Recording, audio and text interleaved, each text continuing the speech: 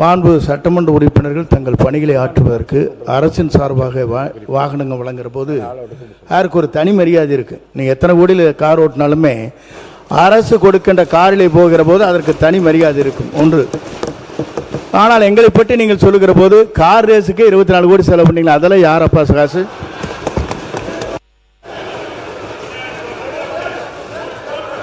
மான் உறுப்பினர் மார்க்கண்டேயன் பேசுகிறார். மான் உறுப்பினர்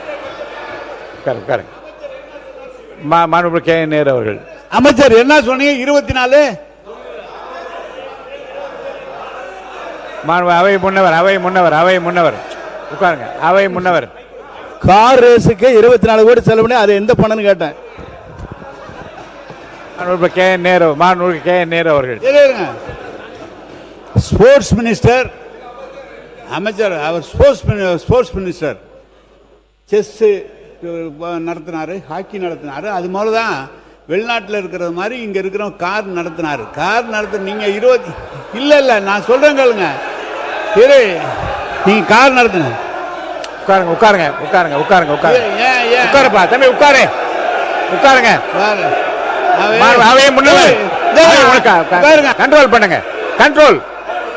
கண்ட்ரோல் பண்ணுங்க உட்காருங்க.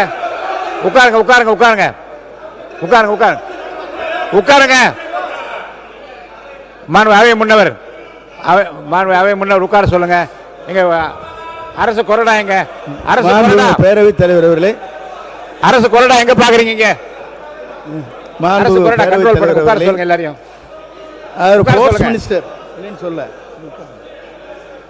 அவர் விளையாட்டுத்துறை அமைச்சராக இருந்தார், அதனால செய்தார்னு சொன்னீங்க. இதுக்கெல்லாம் 24 கோடி செலவு பண்றவர் சட்டமன்ற உறுப்பினருக்கு வாகனம் வாங்கி தருவதை பற்றி நீங்கள் பேசுவது எவ்வளவு நிலையில் இருக்கிறீர்கள் என்பதுதான் என்னுடைய கேள்வி.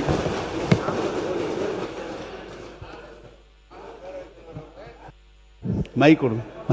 பேரவைத் தலைவர் அவர்களே, அவர் ஸ்போர்ட்ஸ் மினிஸ்டர், அவர் நடத்துறாரு சொன்னாங்க. நீங்க கூட தான் ஸ்போர்ட்ஸ் மினிஸ்டர் இருந்தீங்க. 10 கோடி ரூபாய்க்கு வாங்கி ஒண்ணுமே செய்யாம நிறுத்திட்டீங்க. நீங்க மெடலை யாருக்கும் கொடுக்கல, நீங்க செய்யவே இல்லை. நீங்க அதுக்காக உங்களை மாதிரியா நாங்க இருக்கணுமா?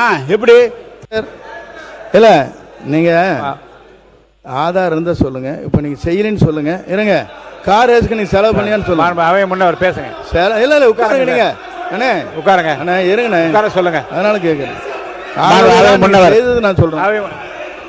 உறுப்பினர் உட்காருங்க. இந்த கார் பிரச்சனை உட்காருங்க. தயவுசெய்து உட்காருங்க. உட்காருங்க. இந்த இருங்க, உட்காருங்க. இந்த கார் பிரச்சனை பற்றி இல்லைங்க, இந்த கார் பிரச்சனை பற்றி தயவுசெய்து ஒரு முடிவுக்கு வாருங்க. ஏன்னா ஒரு மாண்புமிகு உறுப்பினர் அவர் தன்னுடைய இயலாமை குறித்து, பொருளாதார நெருக்கடி குறித்து இதே போன்று மற்றவர்களுக்கும் சிரமம் இருக்குமோ என்று கருதி ஒரு கோரிக்கை வைத்தார். மாண்பு முதலமைச்சர் அவர்கள் உடனடியாக அப்படி யார் யாருக்கு கார் தேவைப்படுமோ என்று கணக்கெல்லாம் எடுத்து பார்க்காமல் எல்லோருக்கும் வாரி வழங்க வேண்டும் என்ற அடிப்படையில் கார் திட்டத்தை அறிவித்தார்.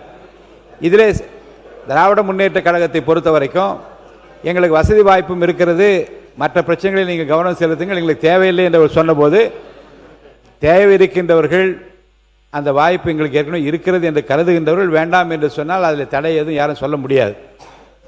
ஏன்னா இந்த கார் பிரச்சனை பற்றி தொடர்ந்து பேசுவதை நீங்கள் தவிர்க்க வேண்டும் என்று கேட்டு, ஏன்னா ஒரு உறுப்பினருடைய உள்ளக்கடைக்கை புரிந்து கொண்டு, அவர் அவசியத்தை புரிந்து கொண்டு, அதே போன்று விரும்புகிற, வாய்ப்பை பயன்படுத்தி கொள்ள விரும்புகிற, இன்னும் கூட பல்வேறு நிலைகளில் சிரமத்திலே இருக்கக்கூடிய மாமன்ற உறுப்பினர் அதை உறுதியாக அதை பயன்படுத்தி கொள்ளுகின்றவர்களுக்காகத்தான் இந்த திட்டம் அறிவிக்கப்பட்டிருக்கிறதே தவிர, எனக்கு 10 கார் இருக்குது, 4 கார் இருக்குது, நான் தேவையில்லை என்றால் இங்கே வந்து பதிவு பண்ண தேவையில்லை. அது தேவையற்ற ஒரு செய்தியாக நான் இங்கே விட்டுருங்க.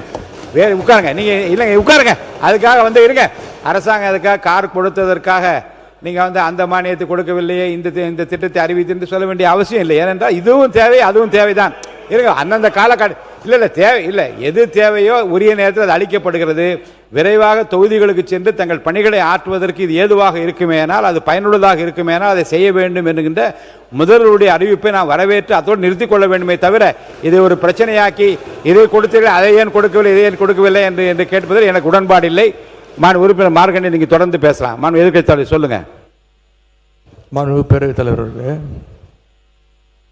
எங்களுடைய உறுப்பினர் பேசும்பொழுது நீங்கள் முதலமைச்சர் 110 அறிவிப்பை கொடுத்துருக்கிறாரு.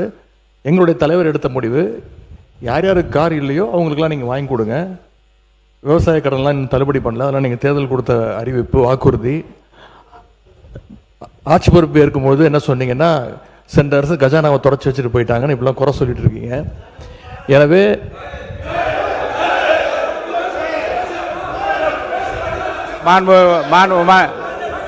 பாருங்க, இந்த ஒன்று சொல்லிடுறேன். இந்த பக்கமா இருங்க, அமைதியா இருங்க. நீங்க மாண்பு அமைச்சர், நீங்க கூட பேசக்கூடாது. மாண்பு அமைச்சர், இந்த பக்கமாக இருந்தாலும் சரி, அந்த பக்கமாக எந்த பக்கத்தில் இருந்து தேவையற்ற குரல் வந்தால் நடவடிக்கைக்கு உள்ளாவில் என்று நான் மீண்டும் மீண்டும் எச்சரிக்கை விரும்புகிறேன். மாண்பு எதிர்க்கட்சி தலைவர் பேசினா ஒரு மரியாதை கொடுத்து அவர் பேச அனுமதியுங்கள். அவை முன்னவர் பேசினா அவர் பேசுகிற போதே நீங்கள் தான் எழுந்திருக்கிறீர்கள். இதெல்லாம் முறையல்ல. மாண்பு எதிர்க்கட்சி தலைவர் நீங்கள் சுருக்கமாக கருத்து சொல்லுங்க.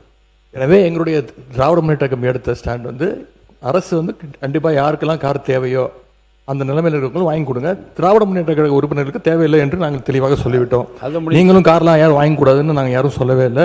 கார் வாங்கிக்கோங்க, எல்லா தொகுதியும் சுத்துங்க. எங்களுடைய சட்டமன்ற உறுப்பினர் இல்ல, காரை சுற்றி அந்த விவாதம் வேண்டாம் என்று நான் சொல்றேன். எங்களுடைய சட்டமன்ற உறுப்பினர் தொடர்ந்து 3வது முறையாக தொகுதியில் நின்று மக்களுடைய வாக்குகளை பெற்று ஜெயிச்சுட்டு வந்திருக்கிறார். ஏன்னா அவரை கொச்சைப்படுத்தி பேசக்கூடாது. அதே போல இங்க ஒரு கார் ரேஸை பற்றி இங்க ஒரு ஆர்குமெண்ட் வருது, ஒரு பேச்சு வருது. இது வந்து நீங்க அது வந்து ஒரு இன்டர்நேஷனல் ரேஸ். அது முதலாக ஏசியாவிலே முறையாக சிட்டிக்குள்ள இரவு நேரத்தில் நடத்தி காட்டுவோம் அப்படின்னு நடத்தி காட்டணும். இதை தடுப்பதற்கு அப்போது பல பேர் கோர்ட்டுக்கெல்லாம் போனாங்க. இது பாதுகாப்பு இல்லை, இது போல ரொம்ப ஸ்பீடாக போகும் காரெல்லாம், அதெல்லாம் நிப்பாட்டணும்னு எவ்வளோ முயற்சி பண்ணாங்க. ஆனால் அவங்களெல்லாம் கோர்ட் வந்து கடுமையாக கண்டிச்சுது. இது வந்து ஒரு இன்டர்நேஷனல் ஈவெண்ட்டை வந்து நீங்கள் தடுத்து நிப்பாட்டுறது முயற்சி செய்கிறீங்க, இதை நீங்கள் நடத்த வேண்டும் என்று வெற்றிகரமாக எங்களுடைய ஆட்சியில் அதை நடத்தி காட்டணும். கார் ரேஸை கொச்சப்படுத்துவது நீங்கள் எங்களை கொச்சப்படுத்தவில்லை, அந்த விளையாட்டு வீரர்களை நீங்கள் கொச்சப்படுத்துவீங்க.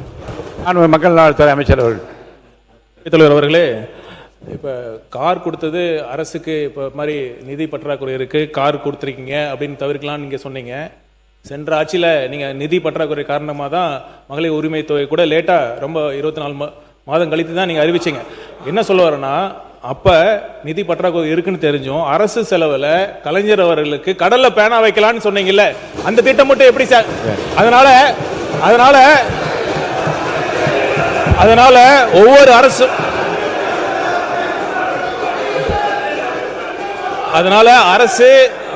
அரசு நிதி நிலைமையை கருத்தில் கொண்டு ஒரு சட்டமன்ற உறுப்பினர்களுக்கு ஒரு வாகனம் என்பது மிகவும் அவசியம். ஏன்னா தொகுதி முழுதும் போனாதான் இப்ப நீங்க பேசுறீங்க, தொகுதி பிரச்சனை பத்தி பேசுறீங்க. அது காரணம் என்ன? தொகுதி மக்கள்கிட்ட என்ன பிரச்சனை இருக்கு, ஒவ்வொரு ஏரியால என்ன குறை இருக்குன்னு தெரிஞ்சுக்கணும். இப்ப என்ன நிலைமைனா, இன்னொருத்தரை சார்ந்திருக்க வேண்டிய நிலைமை இருக்கு. இன்னொருத்தரோட கார் கொடுக்க வேண்டியது இருக்கு, அவங்களோட பெட்ரோல் நம்ம யூஸ் பண்ண வேண்டியது இருக்கு, அவங்களுடைய வாகன டிரைவர் யூஸ் பண்ண வேண்டியது இருக்கு. அதனால இந்த திட்டம் மிகவும் அவசியமான திட்டம். மக்களுடைய கோரிக்கைகளை இங்க சட்டமன்றத்தில் பிரதிபலிக்கணும்னா அது தேவை. அதை உணர்ந்து தான் சொல்லியிருக்காரு ஒழிய கண்டிப்பாக இது ஆடம்பரம் கிடையாது என்பதை தெரிவித்துக் கொள்கிறேன். இல்ல, இதை பற்றி முடிவு நான் ஏற்கனவே சொல்லிட்டேன். கார் பிரச்சனையை பற்றி பேச வேண்டாம் என்று சொல்லிட்டேன். அவை முன்னவர் என்ன சொல் பேரவைத் தலைவர் அவர்களே, இருங்க. அவை முன்னவர் மாண்புமிகு எதிர்க்கட்சி தலைவர் அவர்கள் சொல்லுகிற போது ஒரு கருத்தை சொன்னார்கள். நான் நிதியை பற்றி சொன்னேனே தவிர வீரர்கள் வந்து கொச்சைப்படுத்துவதை போல் என்று வார்த்தைகள் நீங்கள் சொல்லியிருப்பது அவை குறிப்பிலிருந்து நீங்கள் தயவு கூர்ந்து இல்லை, எந்த வீரர்களை பற்றி நாங்கள் கொச்சைப்படுத்தவில்லை. எவ்வளோ நிதி செலவு செய்யப்பட்டிருக்கிறது என்று சொன்னோமே. இருங்க சொல்லி இருக்கிறோம். நீங்கள் ஆரம்பிச்சுக்கிட்டு தான் நாங்கள் சொல்ல வேண்டியிருக்குப்பா. மார்க்கண்டேயன் சொல்லின்னு சொன்னால் இன்றைக்கி இந்த பிரச்சனையே வந்திருக்கு. அவர் ஆரம்பிச்சு விட்டார், இன்னைக்கு வரைக்கும் அமைதியாக போச்சு. அவர் எப்போ ஆரம்பித்தாலே இதே பிரச்சனை தான். இங்கே பாருங்க, வரங்க எதுங்க, ஒரு நிமிஷம் சொல்ல உட்காருங்க, ஒரு நிமிஷம் உட்காருங்க. வாயிலே வடை சுடுகிறார் என்ற வார்த்தை ஏற்கனவே இந்த பக்கம் வந்தது, அது அவை குறிப்பில் இருக்கிறது. இவரும் வாயில வடை. இப்போ என்ன கவலை வந்திருக்கிறது என்றால், சட்டமன்றத்துக்குள்ளவே எல்லோருமே வாயிலே வடை சுட்டுக் கொண்டிருக்கிறார். எப்போது நமக்கெல்லாம் திட்டம் இருந்து காத்திருக்கிற மக்களுக்காக நீங்கள் பேச வேண்டும் என்று நான் விரும்புகிறேன். நான் உறுப்பினர் ஜி.வி. மார்க்கண்டேயன் அவர். என்ன காரணம் முடிச்சு பேனா தான் இல்லையே, அந்த திட்டமே இல்லையே. நான் தான் சொல்றேன், திட்டமே இல்லையா, அறிவிப்பா வந்தது இல்லையே. விடுங்க, சொல்லியாச்சு, விடுங்க. சரி, மாண்பு உறுப்பினர் ஏவா வேலு அவர்கள்.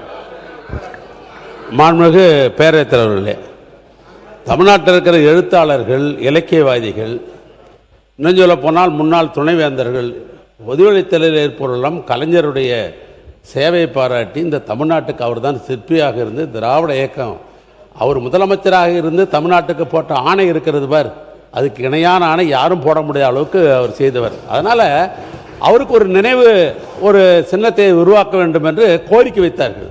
அது பொதுப்பணித்துறையின் சார்பாக தான் அந்த கோரிக்கை ஏற்று இங்கே பொதுமக்களுடைய இசைவெல்லாம் பெற்று அதற்கு பின்னால் ஒன்றிய அரசாங்கத்திற்கு மனு செய்யப்பட்டு ஒன்றிய அரசாங்கத்துடைய சுற்றுச்சூழல் அதுக்கு அனுமதி தந்தார்கள். அதோடு மட்டுமல்ல, ஒன்றிய அரசாங்கமே அந்த பேனாவை வைக்கலாம் என்று ஒன்றிய அரசாங்கம் அனுமதி தந்து விட்டது. இந்த நிலையில் தான் மாண்பு முதலமைச்சரிடத்திலே எங்கள் துறையின் சார்பாக கேட்டபோது அவர் சொன்னார், இன்றைக்கு இப்பொழுது அவசியமா, இது அவசியமா என்று சொல்லிவிட்டதோடு மட்டுமல்ல, இன்றைய பொருளாதாரத்திற்கு தேவையில்லை, என்றைக்கு தமிழ்நாட்டிலே பொருளாதாரம் என்றைக்கு சீர் செய்கிறதோ அந்த காலத்தில் வைத்துக் கொள்ளலாம் என்று வேண்டாம் என்று சொன்னவர் என்னுடைய தமிழ்நாட்டு முதலமைச்சர். அப்படி சொல்ல வேண்டிய அவசியமே இல்லை, ஆனால் வேண்டாம் என்று சொன்னார் என்று பத்திரிகை செய்தி வந்தது. பேரா வைக்கிறதுக்கு ஒரு கூடுதல் செய்தியாக உறுப்பினர் ஒரு கூடுதல் செய்தியாக ஒன்றை நாம் ஒத்துக்கொள்ள வேண்டும். மக்களுடைய எதிர்ப்பும் பல தரப்பில் வந்து அந்த உண்மையை நீங்கள் சொல்ல வேண்டும்.